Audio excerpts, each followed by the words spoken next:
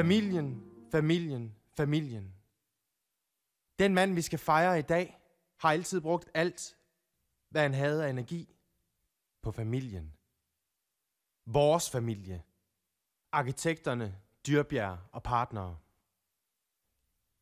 Men tiden kan vi ikke gøre noget ved. Tiden har vi kun, mens vi har den. Og på et tidspunkt må vi alle sammen stoppe op og kigge tilbage på det, vi har skabt.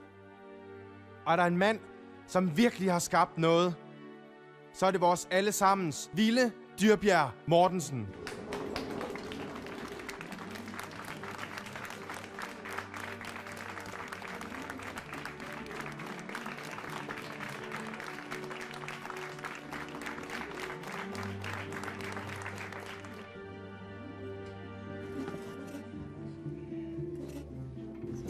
Vil du sørge for, at folk får noget i glassene? Maden kommer om en halv time.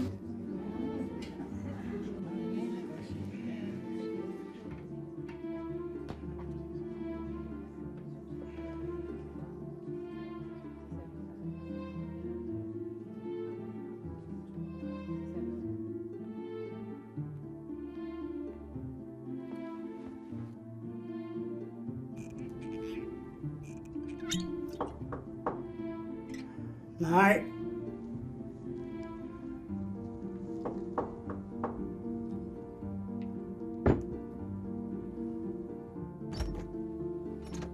Hej, er det dig, der er Ville Mortensen? Vi er i gang med vores afgangsprojekt nu på Arkitektskolen, 8. semester, og jeg tænkte bare, det kunne være stort at få lov at møde dig. Jeg har travlt.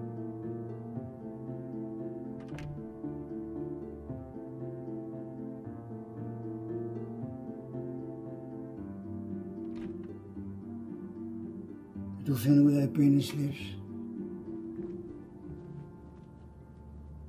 Nogle lærere ude på studiet har snakket om, hvilken metode du bruger. Hvad der inspirerer dig. Skal man bare være hård og brutal? Det er der en af vores undervisere, der mener, det er det, der er hemmeligheden.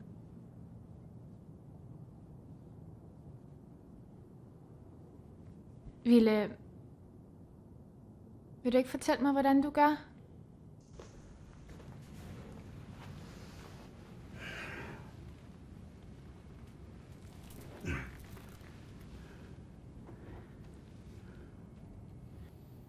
Du skal lukke øjnene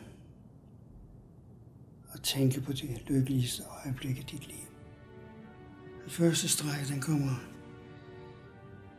nærmest som sendt fra himlen.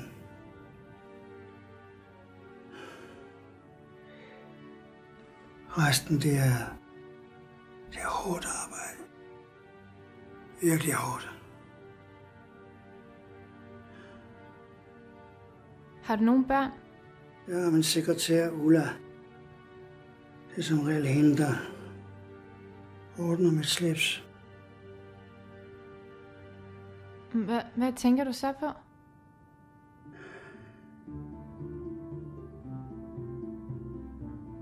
Ingenting.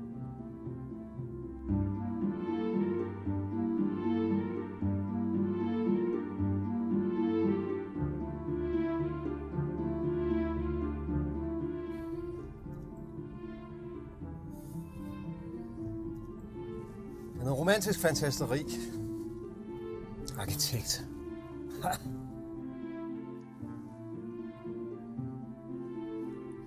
Du trænger til luftforandring.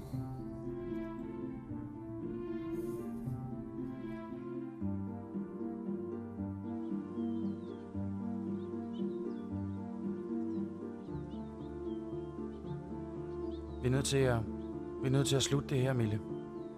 Jeg kan ikke blive ved med det her smugkysseri. Smugkysseri? Hvad kalder du så det, vi laver ude i skoven?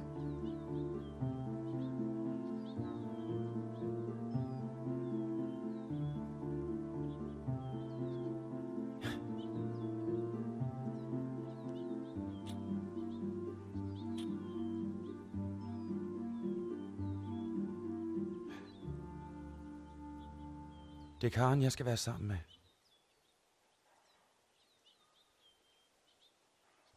kommer til at fortryde så meget.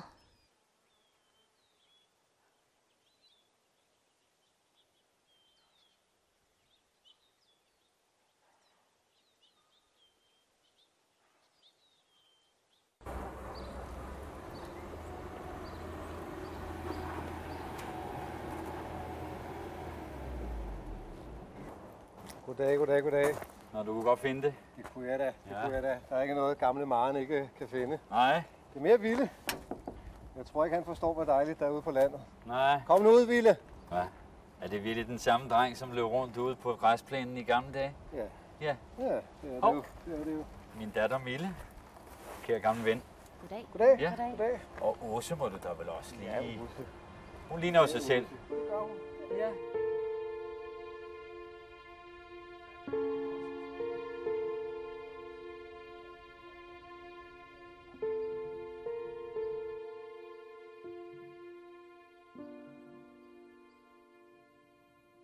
Snakkede du nogensinde med hende? Vi talte meget sammen.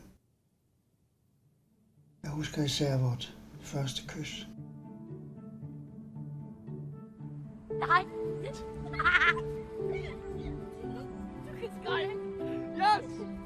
Hey!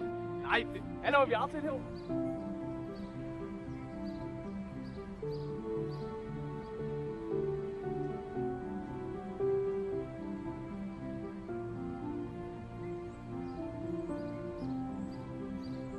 Ej, hvor er det flot.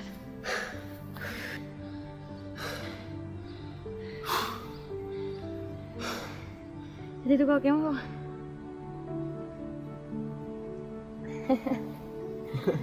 Er det, du går og gemmer på? Hvad? Nå. Det var det, du tegner? Jamen, Der står du der på Kim. Vis mig, hvad du tegner. værsgo. Der er ikke skrevet mere.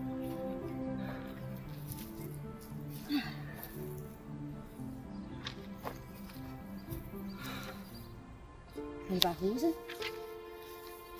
Ja, det er sådan... Ja, det er også. Ja, det er fint. Så kan man godt bo. Ja. Så bare lave en rettelse.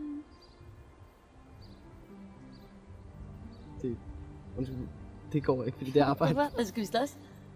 Skal vi slås?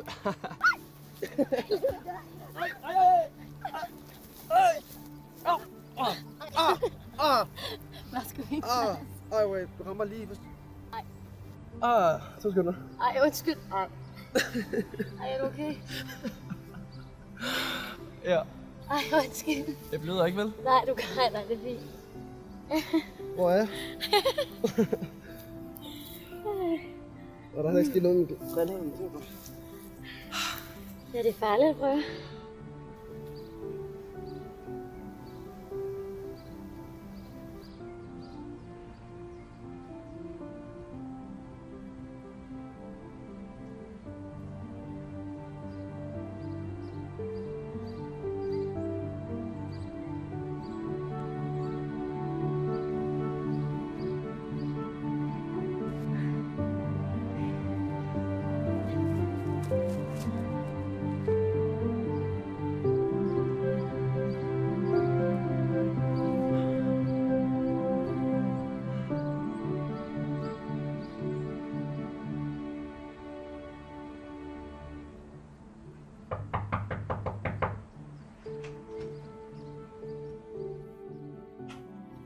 Nå, her er du.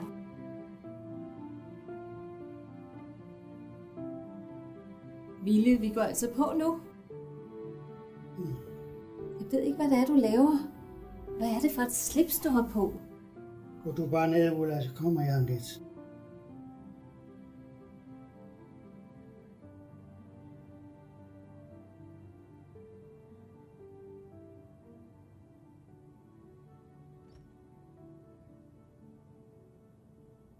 Er det okay?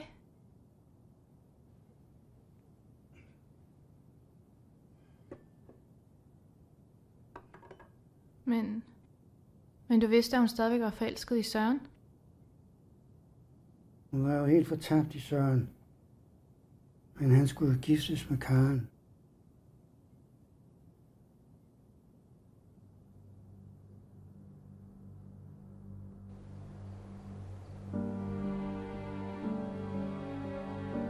Mille?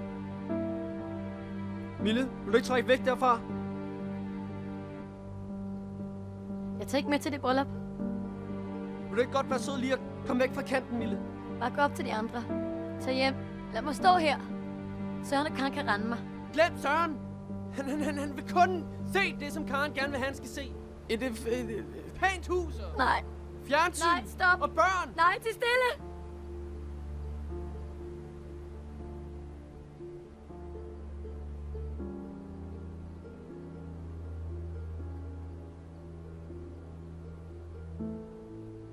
Alt ville bare være meget bedre, hvis jeg kunne tage langt væk.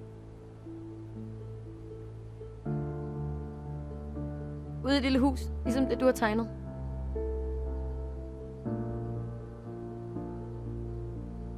Skovløberhuset? Jeg vil gøre alt for at komme væk herfra. Ville alt. Hvad vil dine forældre ikke sige?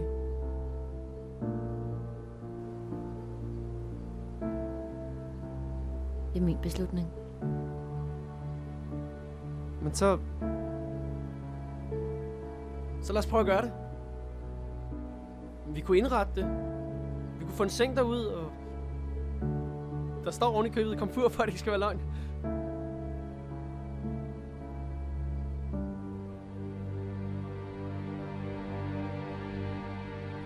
Jeg har Sørens barn i maven. Og nu skal han giftes med Karen.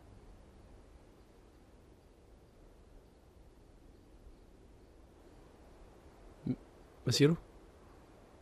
Hvis vi flytter ud af det lille hus, vil du så være der for mig lige meget hvad? Er du gravid? Vil du det?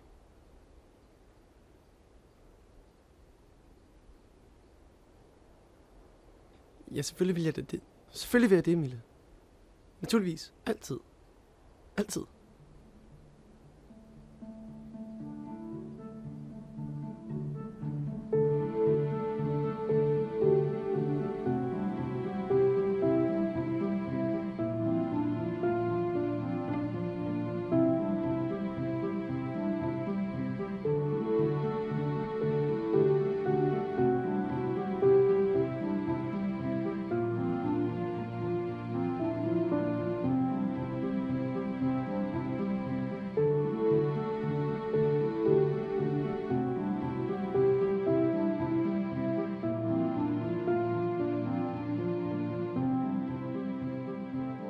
Vi satte huset i stand, og Mille fødte en dejlig, sund pige, som hun kaldte Lili. Efter 2 år var jeg sikker på, at Mille havde glemt alt om Søren, og det var mig, der skulle gøre hende lykkelig. Indtil en ganske almindelig aften. Vi frøs en smule i det lille hus. Jeg er tilbage om lidt.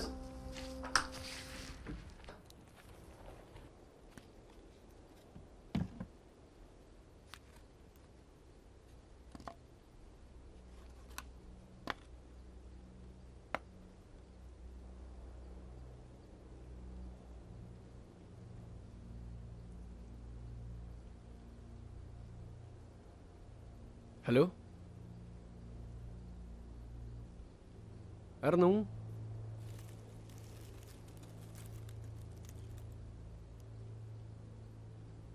Hej, Ville.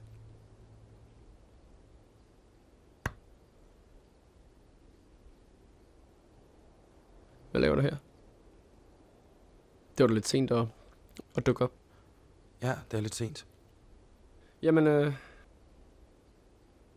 Jamen, Mille er gået i seng. Ville, jeg har fået et brev fra hendes mor. Er det rigtigt? Hvad laver du egentlig her, Søren? Jeg vil gerne se min lille pige. Nej. Jeg vil gerne se hende. Nu synes jeg, du skal gå hjem. Med det samme. Vend om at gå hjem til din egen kone. Det kan ikke gå hurtigt nok. Ved du hvad? Mille, hun ligger derinde. Med min lille pige. Og nu går jeg hen og ser dem. Lige nu. Din usling! Tror du, jeg har bygget alt det her op, for at du kan komme og ødelægge Milles liv, hva'? Og ødelægge dig ulykkeligere. Hvad sker der? Mille, det er mig. Det er Søren. Søren?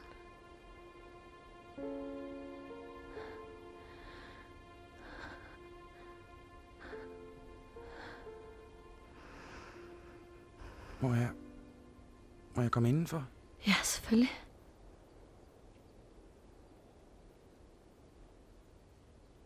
To sekunder, Ville.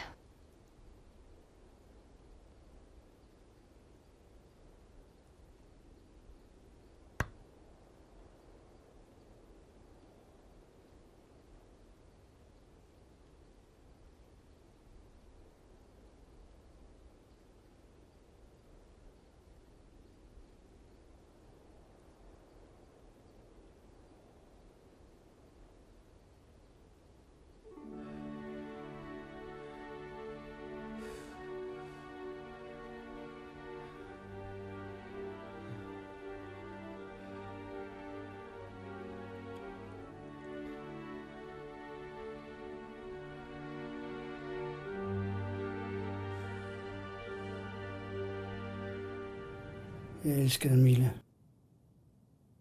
Det var min kærlighed. Det tilhørte mig. Det vil jeg gerne have mig frabedt. Undskyld. Nu skal du slå din ungdommelige ører ud. Og hør godt efter.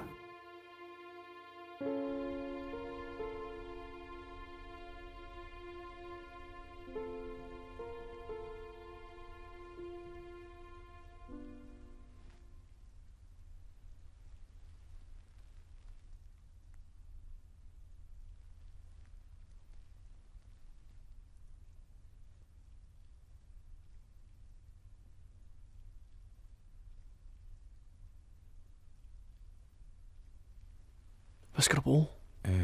Jeg skulle bare lige have et glas vand. Jeg er lige blevet lidt tørstig. Vi skal være stille.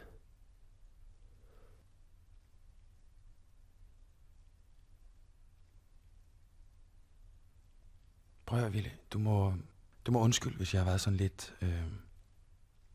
du ved...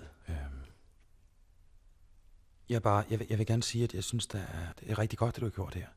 Nu skal du se her. Pumpen er udenfor. Ved du, hvor den er? Ja. Og øksen, han sidder i huggeplanken, det ved du også, hvor jeg, det ved jeg. Ja, hvad? Brænde, den ligger over til venstre over ved standen. Der plejer egentlig bare at ligge det her, så det tørrer. Ja, jeg skal bare have et glas vand, Ville. Det er fint.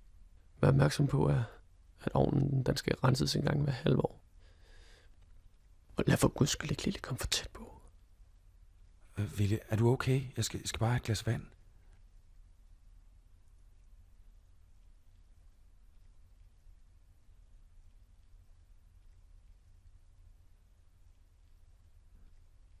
Hvis hun begynder at græde meget, så er det fordi, at hun gerne vil op til sin mor.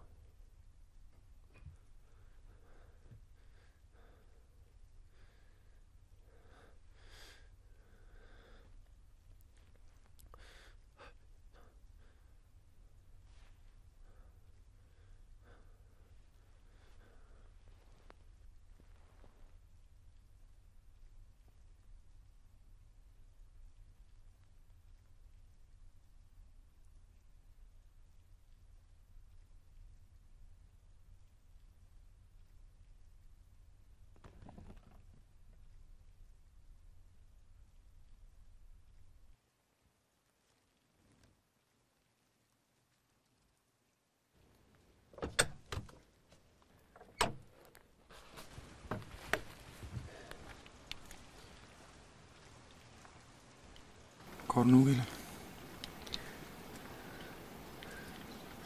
Vær sød, når du fortæller hende det. Er du sikker? Skal jeg ikke lige væk hende? Nej. Så begynder hun at græde, det kan jeg ikke klare. Bare sørg for, at de har det godt. Må du love mig det? Det ved jeg ikke lige, hvad jeg skal svare til.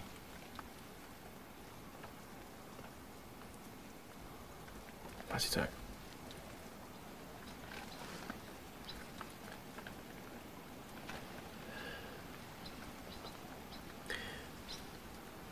Sørg for at låse om natten. Farvel. Farvel. Mille.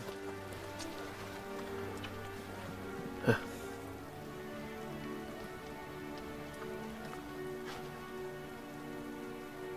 Tak.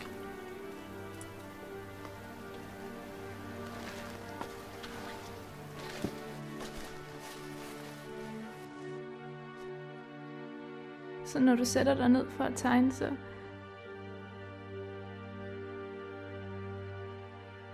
er det Mille, du tænker på.